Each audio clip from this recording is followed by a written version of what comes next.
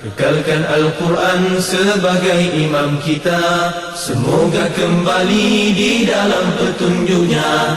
Kalamullah hidayah bagi kita, diberikan Jibril kepada. Kekalkan Al-Quran sebagai imam kita, semoga kembali di dalam petunjuk. innallazina tawaffahumul malaika, بے شک وہ کہ جن کی جانیں فرشتے قبض کرتے ہیں، ظالمی انفسہم، اس حال میں کہ وہ اپنی جانوں پر ظلم کرنے والے ہیں، قالوا فیما کنتم، فرشتے پوچھتے ہیں تم کس حال میں تھے، قالوا کنا مستضعفین فی الارض، وہ کہتے ہیں ہم زمین میں بے بس ہو چکے ہیں، ہمارے پاس کوئی چارہ نہیں تھا، قالوا، تو فرشتے ان سے کہتے ہیں الم تکن ارض اللہ واسعۃ، کیا اللہ کی زمین کشادہ نہیں تھی، وسیع نہیں تھی؟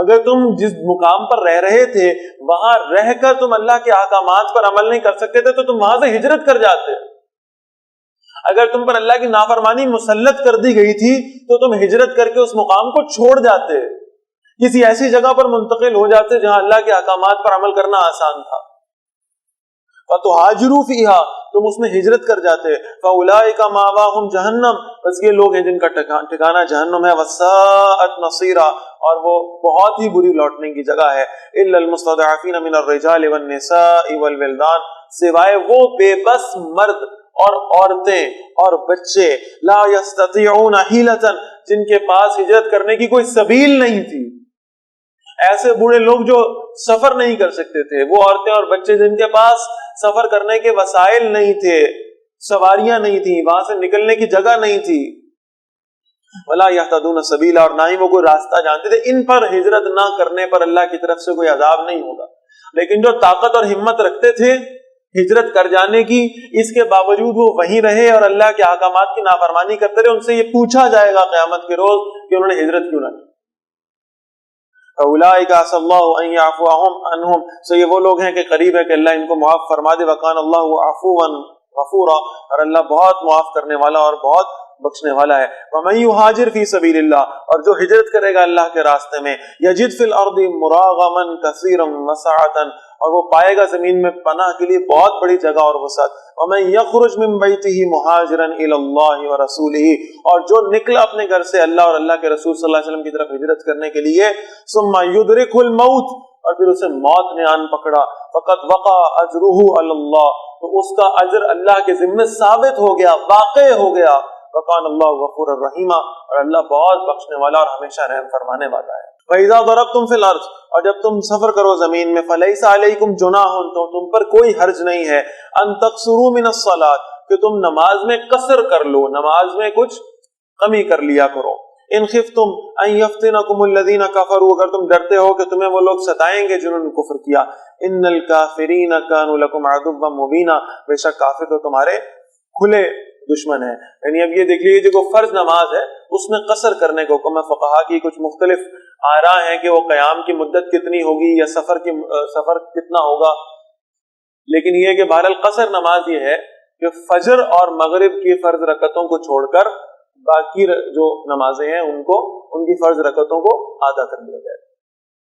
وَإِذَا كُنْتَ فِيهِمْ، اور نبی صلی اللہ علیہ وسلم جب آپ ان میں خود موجود ہوں، فَأَقَمْتَ لَهُمُ الصَّلَاةَ، پھر آپ صلی اللہ علیہ وسلم ان کے لیے نماز قائم کریں، فَلْتَقُمْ طَائِفَةٌ مِّنْهُمْ مَعَكَ، تو چاہیے کہ ایک جماعت ان میں سے آپ صلی اللہ علیہ وسلم کے ساتھ کھڑی ہو، وَلْيَأْخُذُوا أَسْلِحَتَهُمْ، اور وہ پکڑے رکھیں اپنے ہتھیاروں کو، فَإِذَا سَجَدُوا، پھر جب وہ سجدہ کر چکیں، فَلْيَكُونُوا مِنْ وَرَائِكُمْ، تو وہ ہو جائیں تمہارے پیچھے، وَلْتَأْتِ طَائِفَةٌ أُخْرَىٰ لَمْ يُصَلُّوا، اور آ جائے دوسری جماعت جنہوں نے نماز نہیں پڑھی، فَلْيُصَلُّوا مَعَكَ، پھر وہ آپ صلی اللہ علیہ وسلم کے ساتھ نماز ادا کر لے، وَلْيَأْخُذُوا حِذْرَهُمْ وَأَسْلِحَتَهُمْ، اور وہ پکڑے رکھیں اپنی ڈھالیں اور اپنے ہتھیار بھی، وَدَّ الَّذِينَ كَفَرُوا، چاہتے ہیں وہ لوگ جنہوں نے کفر کیا، لَوْ تَغْفُلُونَ عَنْ أَسْلِحَتِكُمْ وَأَمْتِعَتِكُمْ، کاش تم اپنے اسلحے سے اپنے سامان سے غافل ہو جاؤ، فَيَمِيلُونَ عَلَيْكُمْ مَيْلَةً وَاحِدَةً، تو وہ تم پر ایک ہی مرتبہ حملہ کر کے ٹوٹ پڑیں، ولا جناح علیکم، اور نہیں ہے تم پر کوئی گناہ، ان کان بکم عدم من مطر، کہ تمہیں کوئی تکلیف بارش کی وجہ سے ہو، او کنتم مرضی، یا تم بیمار ہو، ان تضعوا اسلحتکم، کہ تم اپنے ہتھیار رکھ دو، وخذوا حذرکم، اور اپنی ڈھالیں پکڑے رکھو، ان اللہ اعد للکافرین عذابا مہینا، بے شک اللہ نے کافروں کے لیے رسوا کرنے والا عذاب تیار کیا ہے۔ اب اصل میں ہوتا تو یہ تھا کہ رسول اللہ صلی اللہ علیہ وسلم کے ساتھ جتنے بھی ساتھی ہوتے تھے سب کی خواہش یہ ہوا کرتی تھی کہ ہر نماز آپ صلی اللہ علیہ وسلم کی امامت میں ادا فرمائیں. تو ایک تو پہلے یہ ترتیب بتا دی گئی کہ جب یہ معاملہ ہو تو 2 گروپس میں ڈیوائڈ ہو جاؤ, اور یہ کہ ایک ایسا ہو جو اسلحے کی اور مال و متاع کی حفاظت پر رہے اور باقی لوگ نماز ادا کر لیں. جب پہلا گروپ نماز ادا کر چکے تو دوسرا آ جائے نماز پڑھنے کے لیے, پہلی بات. اور دوسری بات ہے کہ یہ بتا دیا کہ حالت جنگ میں جس وقت تم میدان میں موجود ہو, جب تمہیں یہ ڈر رہے کہ کفار کسی بھی وقت تم پہ حملہ کر سکتے ہیں, اس وقت میں بھی نماز کو چھوڑنے کی تمہیں اجازت نہیں. اس حالت میں جب تم پر موت کا خوف طاری ہے, جب تمہیں یہ ڈر ہے کہ کافر کہیں سے بھی آ جائیں گے اور حملہ کر دیں گے, اس وقت بھی نمازیں ضرور ادا کرو. ہاں مصلحت کے ساتھ کر لو, لیکن نماز اس وقت بھی معاف ہو. فَإِذَا قَضَيْتُمُ الصَّلَاةَ, پھر جب تم نماز ادا کر چکو, فَاذْكُرُوا اللَّهَ قِيَامًا وَقُعُودًا وَعَلَىٰ جُنُوبِكُمْ, تو ذکر کرو اللہ کا کھڑے ہوئے اور بیٹھے ہوئے اور اپنی کروٹوں پر لیٹے ہوئے. کہاں کی بات ہو رہی ہے؟ میدان جنگ میں. یہ ہے وہ بات جس میں پہلے بھی بڑی تفصیل سے عرض کر چکا ہوں.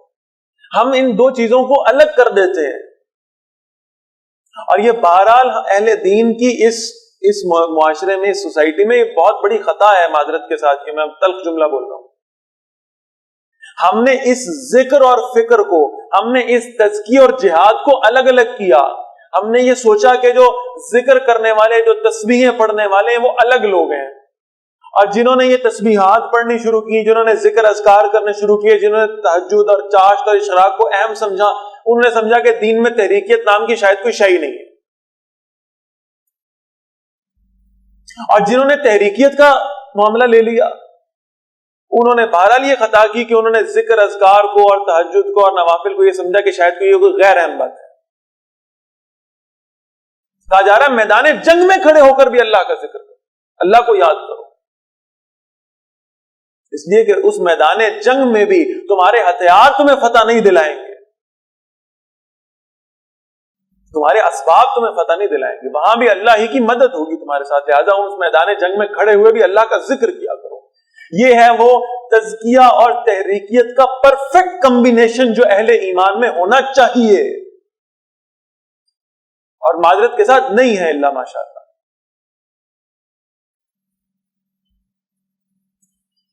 فَإِذَا اطْمَأْنَنْتُمْ, اور جب پھر تم اطمینان پالو, فَأَقِیمُوا الصَّلَاةَ, تو نماز قائم کرو, إِنَّ الصَّلَاةَ كَانَتْ عَلَى الْمُؤْمِنِينَ كِتَابًا مَوْقُوتًا, بے شک نماز ایمان والوں پر مقررہ اوقات میں فرض کر دی گئی. وَلَا تَهِنُوا فِي ابْتِغَاءِ الْقَوْمِ, اور کسی دشمن قوم کا پیچھا کرنے میں کمزوری نہ دکھاؤ.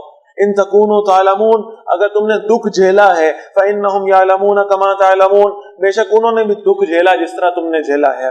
وترجون من الله ما لا يرجون, اور تم تو امید رکھتے ہو اللہ سے اس اجر کی جس کی انہیں کوئی امید نہیں ہے. وكان الله عليما حكيما, اور اللہ سب کچھ جاننے والا اور کمال حکمت والا ہے.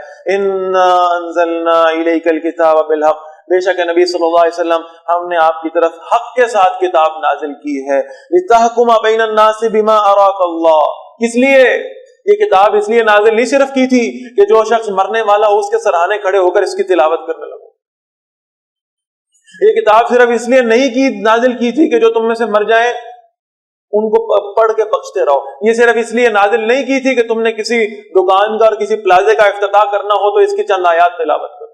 یہ کس لیے نازل کی تھی؟ لِتَحْكُمَ بَيْنَ النَّاسِ بِمَا أَرَاكَ اللَّهُ, کہ جو اللہ نے اس کتاب کے ذریعے تمہیں بصیرت دی ہے, تمہیں احکامات دیے ہیں, تمہیں شریعت عطا فرمائی ہے, اس کی روشنی میں لوگوں کے مابین فیصلہ کرو.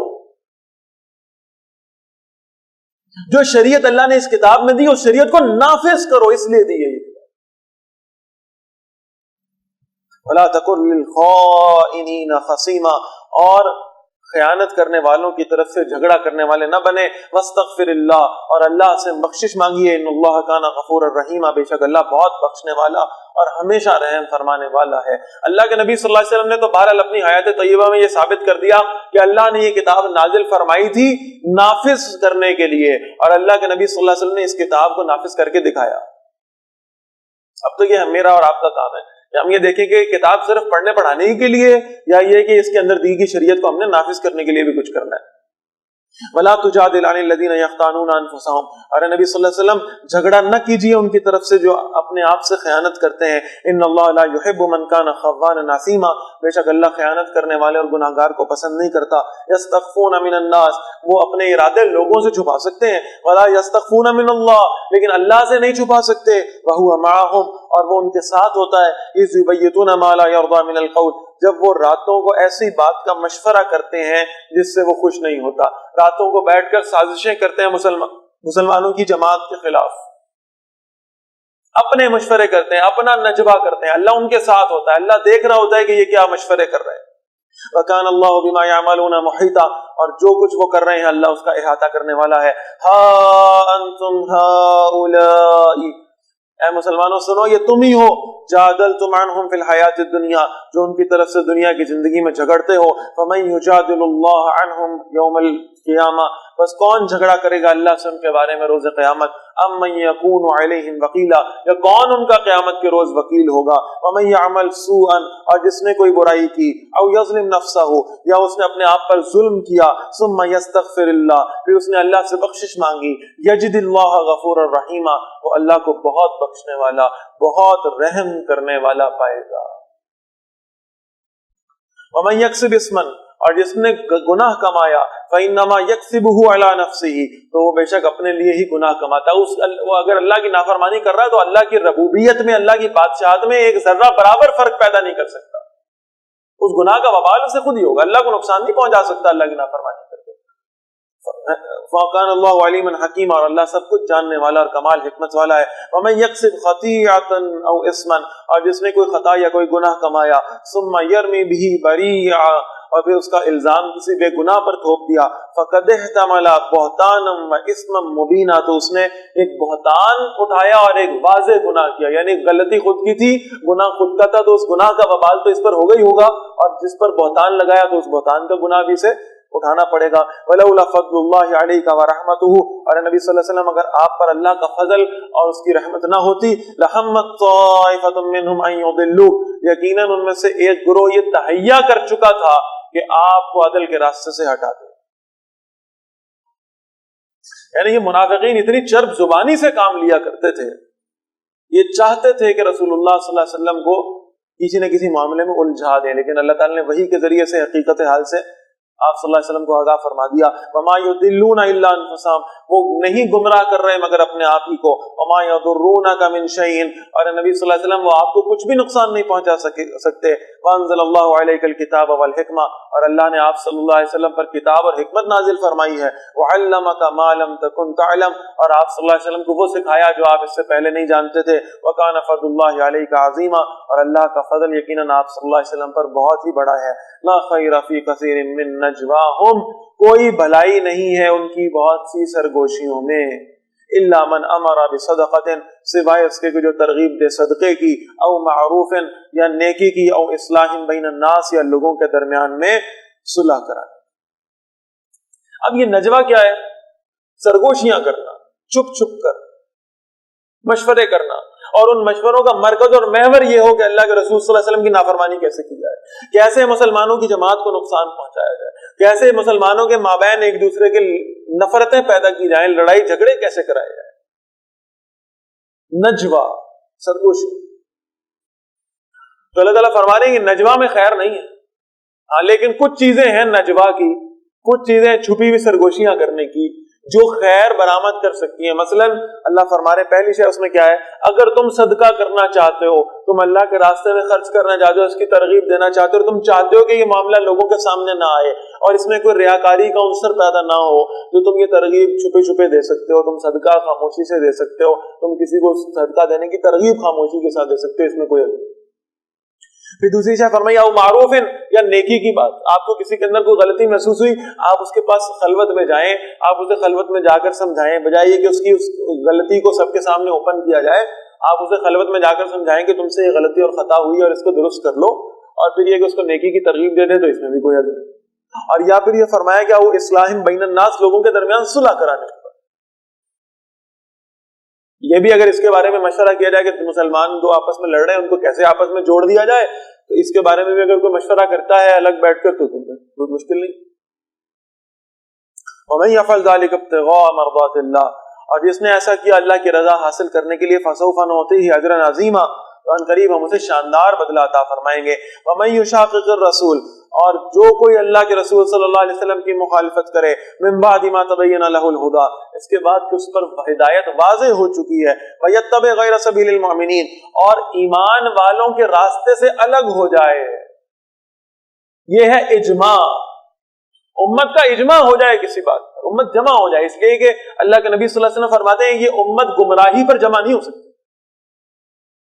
اس امت کے اہل علم کسی شے پر جمع ہو جائے اور کوئی شخص ان سے ایک الگ راستہ اختیار کرنے کی کوشش کرے، ان کے مخالف طرز عمل اختیار کرنے کی کوشش کرے، نولیہ ما تولی، ہم اسے پھیر دیں گے جدھر وہ خود پھر گیا ہے، ونصلیہ جہنم، اور اسے ہم جہنم میں ڈالیں گے، وساءت مصیرا، اور وہ بہت ہی بری لوٹنے کی جگہ ہے.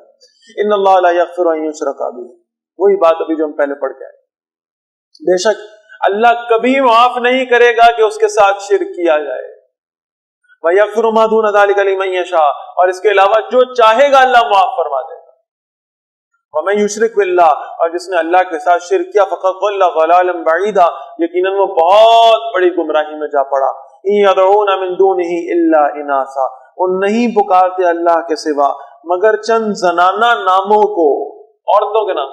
یہ لات اور منات اور حبل اور عزا، یہ جن کو پکارا کرتے تھے مکے کے مشرک، یہ سارے عورتوں کے نام تھے. عزا کو پکارتے تھے، عزا کا بت بنا کے انہوں نے بیت اللہ میں رکھا ہوا تھا. یہ عزا ایک فقیر نہیں تھی، مکہ اور طائف کے راستے میں درمیان میں بیٹھی ہوتی تھی. لوگ اس کے پاس جاتے تھے، اس سے منتیں مانگا کرتے تھے، اس سے دعائیں مانگا کرتے تھے، اور جب یہ مر گئی لوگوں نے اس عزا کے نام کا، اس فقیرنی کے نام کا ایک بت بنا کے رکھا. اس پہ اپنے بچوں کے نام رکھنے شروع کر دیا، عبد العزا، عزا کا بندہ. یہ تو عورتوں کے نام ہیں جن کو یہ پکارتا ہے. وَإِن يَدْعُونَ إِلَّا شَيْطَانًا مَرِيدًا، وہ نہیں پکارتے مگر سرکش شیطان کو پکارتے ہیں. لعنت اللہ، اللہ نے لعنت کیا شیطان پر. وَقَالَ لَا تَتَّخِذَنَّ مِنْ عِبَادِكَ نَصِيبًا مَفْرُوضًا، اس نے کہا تھا میں تیرے بندوں میں سے ایک مقرر حصہ ضرور لے لوں گا. شیطان نے اللہ کے سامنے یہ دعویٰ کیا تھا، ہم سورہ اعراف میں پڑھیں گے انشاءاللہ، کہ میں تیرے بندوں میں سے ایک ایسی تعداد ہوگی، بڑی تعداد، جس کو میں گمراہ کر دوں گا تیرے راستے سے. وَلَا أُضِلَّنَّهُمْ، اور میں ضرور انہیں گمراہ کروں گا. وَلَا أُمَنِّيَنَّهُمْ، اور میں ضرور انہیں جھوٹی امیدیں دلاؤں گا. وَلَا آمُرَنَّهُمْ، اور میں انہیں ضرور ترغیب دوں گا. فَلَا يُبَتِّقُنَّ آذَانَ الْأَنْعَامِ، تو وہ ضرور چوپایوں کے کان چیر دیں گے. کیسے بھائی؟ چوپایوں کے کان چیر دینے کا کیا مطلب ہے؟ یعنی اصل میں یہ جو بتوں کے کچھ چڑھاوے چڑھائے جاتے تھے، تو وہ جس جانور کو انہوں نے نظر و نیاز کے لیے بتوں کو چڑھانا ہوتا تھا تو اس کے کان کو ایک چیرا لگا دیا کرتے تھے، تاکہ یہ معلوم ہو جائے کہ اسے ہم نے اپنے ان بتوں کو نظر و نیاز دینے کے لیے مخصوص کر دیا. تو یہ شرک کریں گے، علامت اس بات کی شرک کریں گے. وَلَا آمُرَنَّهُمْ، اور میں ضرور انہیں ترغیب دوں گا. فَلَا يُغَيِّرُنَّ خَلْقَ اللَّهِ، یہ اللہ کی پیدا کی ہوئی صورت کو تبدیل کریں گے لازماً. یہ شیطان کا دعویٰ تھا، اور لگتا ہے کہ حضرت انسان اس میں پورا اترا ہے، اللہ ماشاء اللہ. اللہ کی پیدا کی ہوئی تخلیق کو بگاڑنے میں ہم نے کوئی کسر نہیں چھوڑی. اللہ نے ہمیں جن صورتوں کے ساتھ پیدا کیا تھا، فَأَحْسَنَ صُوَرَكُمْ، اتنی بہترین صورتیں اللہ نے پیدا کی، ہم نے ان میں تغیر کیا، ہم نے انہیں تبدیل کیا، ہم نے فطرت کے مخالف اپنے آپ کو بنایا. ہم نے نہیں دیکھا کہ ہماری شکلوں صورتوں میں اور ہمارے ظاہری اٹھنے بیٹھنے میں اللہ اور اللہ کے نبی صلی اللہ علیہ وسلم کی رضا کیا ہوگی. ہم نے یہ دیکھا کہ آج کا فیشن کیا ہے، شیطان کی جانب سے. وَمَن يَتَّخِذِ الشَّيْطَانَ وَلِيًّا مِن دُونِ اللَّهِ، اور جس نے اللہ کو چھوڑ کر شیطان کو دوست بنایا، فَقَدْ خَسِرَ خُسْرَانًا مُبِينًا، اس نے بہت بڑا نقصان اٹھایا.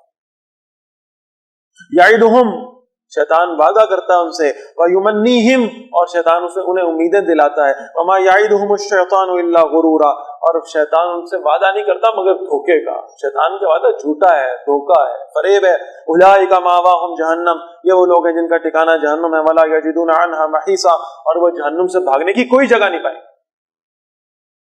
والذین آمنوا، اور وہ لوگ جو ایمان لائے، وعملوا الصالحات، اور انہوں نے اچھے اعمال کیے، سندخلہم جنات تجری من تحتها الانہار، ہم ان قریب انہیں ان باغات میں داخل کریں گے جن کے نیچے نہریں بہتی ہیں، خالدین فیہا ابدا، ان میں ہمیشہ رہنے والے ہیں، وعد اللہ حقا، اللہ کا وعدہ سچا ہے، ومن اصدق من اللہ قیلا، اور اللہ سے قول میں کون سچا ہو سکتا ہے؟ اللہ ہمیں ان لوگوں میں شامل فرما دے۔ لیس بامانیکم ولا امانی اہل الکتاب، اے مسلمانوں نہ تمہاری خواہشات سے کچھ ہوگا نہ اہل کتاب کی خواہشات سے کچھ ہوگا، من یعمل سوءا یجزا بہ، جو کوئی برائی کرے گا اسے اس برائی کا بدلہ دیا جائے گا، ولا یجد لہ من دون اللہ ولیا ولا نصیرا، اور وہ اپنے لیے اللہ کے سوا نہ کوئی دوست پائے گا نہ مددگار پائے گا۔ ومن یعمل من الصالحات من ذکر او انثی، جس نے اچھا عمل کیا چاہے وہ مرد ہو چاہے عورت، وہو مومن، اور ہو ایمان والا، اچھے اعمال کی بنیاد پر ایمان کا موجود ہونا ضروری ہے، فاولئک یدخلون الجنہ، یہ لوگ جنت میں داخل ہوں گے، ولا یظلمون نقیرا، اور ان پر ایک تل کے برابر بھی ظلم نہیں کیا جائے گا۔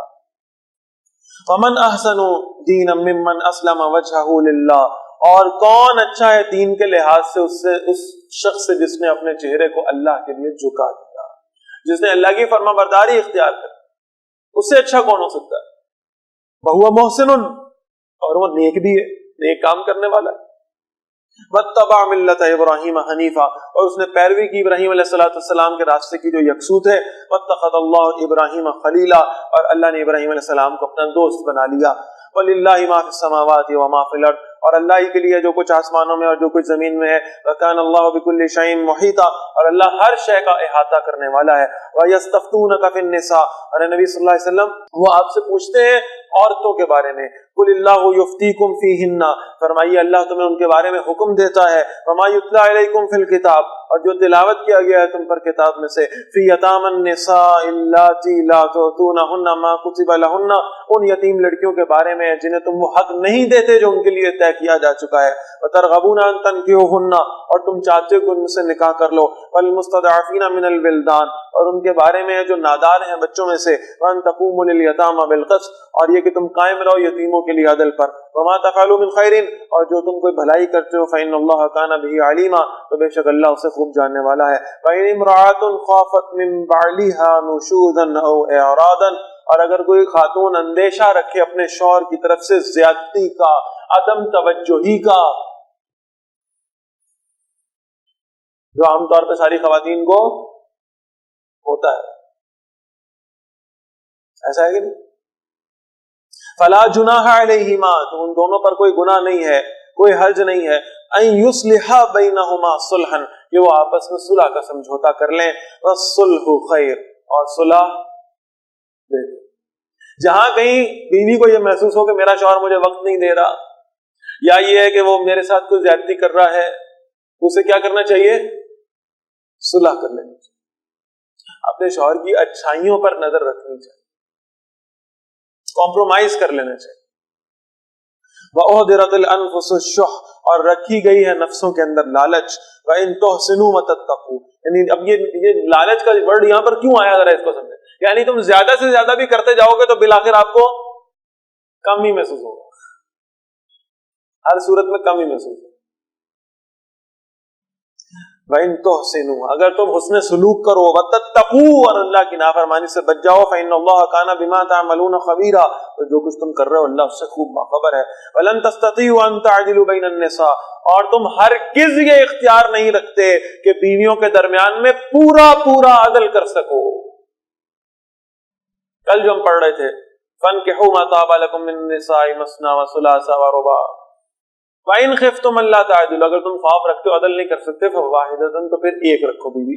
تو اس کے بارے میں اللہ نے بتا دیا پورا عدل تم چاہو کہ تم کسی پرفیکشن کے لیول پہ آ جاؤ، نہیں آ سکتے، کیونکہ پرفیکشن کا لیول تو رسول اللہ صلی اللہ علیہ وسلم کا تھا، اور اس پرفیکشن کے لیول کے باوجود اللہ کے رسول صلی اللہ علیہ وسلم اللہ سے دعا کر رہے ہیں کہ اللہ میں سب کو ان کے جو حقوق ہیں پورے ادا کرنے کی کوشش کرتا ہوں، میں نے اوقات برابر رکھے ہیں، میں نے باریاں برابر لگائی ہوئی ہیں، لیکن جو محبت یا اللہ آپ نے میرے دل میں عائشہ کے بارے میں ڈالی، ویسی محبت میں دوسری بیویوں سے نہیں کر سکتا۔ تو جب اللہ کے رسول صلی اللہ علیہ وسلم یہ کہہ رہے ہیں تو اس کا مطلب ہے ہم تو اس عدل میں پورے کبھی اتر نہیں سکیں گے۔ تو 100% پرفیکشن نہ مانگا کرو، وہ ہو نہیں سکتی، ممکن نہیں۔ وہ بڑا معروف واقعہ ہے، ہر سال سنا دیتا ہوں اس آیت کے ذریعے۔ حکیم علومت حضرت مولانا اشرف علی تھانوی صاحب رحمۃ اللہ علیہ نے 2 شادیاں کی تھی، تو اب ایک مرید آ گیا، کہنے لگا حضرت میں آپ کے لیے ایک تربوز تھا یا کوئی ایسا پھل تھا، میں آپ کے لیے لے کر آیا ہوں ہدیے کے طور پر، آپ قبول فرما لیں۔ تو حضرت نے کہا ایسا کرو، اس کو میری طرف سے تم ہدیہ سمجھو اور اپنے گھر لے جاؤ۔ قبول نہیں کیا، وہ بڑا بددل سا ہو کے باہر نکلا، باہر خادم کھڑا تھا، کہنے لگا میں بڑے شوق سے حضرت کے لیے لے کر آیا تھا، حضرت نے قبول کوئی نہیں کیا، مجھے واپس دے دیا، میرا بڑا دل دکھا۔ تو خادم نے کہا اصل میں مسئلہ یہ ہے کہ حضرت کی 2 بیویاں ہیں، اور اب یہ تم تربوز ایک لے آئے ہو، تو یہ تو ظاہر ہے کہ وہ 2 بیویوں میں برابر کیسے؟ اور اس نے کہا اچھا یہ معاملہ ہے۔ وہ بیچارہ واپس گیا بازار میں، اس نے ایک وزن کے، ایک رنگ کے، ایک شکل کے 2 تربوز خریدے، لے کے آ گیا، حضرت یہ میری طرف سے 2 تربوز ہدیہ ہیں، ان کا رنگ بھی ایک جیسا، شکل بھی ایک جیسی، وزن بھی ایک جیسا، سب بالکل ڈیٹو کاپی۔ حضرت نے کہا اچھا اب ٹھیک، اب تم نے اچھا لاؤ، قبول کر لیے۔ ایک تربوز ایک بیوی کو دیا، دوسرا لے کے دوسری بیوی کے پاس چلے گئے، اسے کہا کہ اللہ کی بندی ایسا ہوا تھا، پھر وہ 2 تربوز لایا، ایک جیسے تھے، ایک رنگ کے تھے، ایک نسل کے تھے، ایک وزن کے تھے، تو ایک میں نے پہلی کو دے دیا اور دوسرا تمہارے لے آیا۔ اس نے بڑے خاموشی کے ساتھ ایک کاش اس میں سے کاٹی اور کاٹ کے کھائی، اور اس کے بعد تربوز اٹھا کے دیوار پہ مارا اور کہنے لگی مجھے معلوم ہے میٹھے والا پہلی کو دے آئے ہو۔ ٹھیک، یعنی یہ اسے گمان تھا کہ شاید حضرت کو ہاتھوں میں لے کے پتہ لگ گیا ہوگا کہ میٹھا کون سا ہے، تو یہ اس بیوی کو دے دیا۔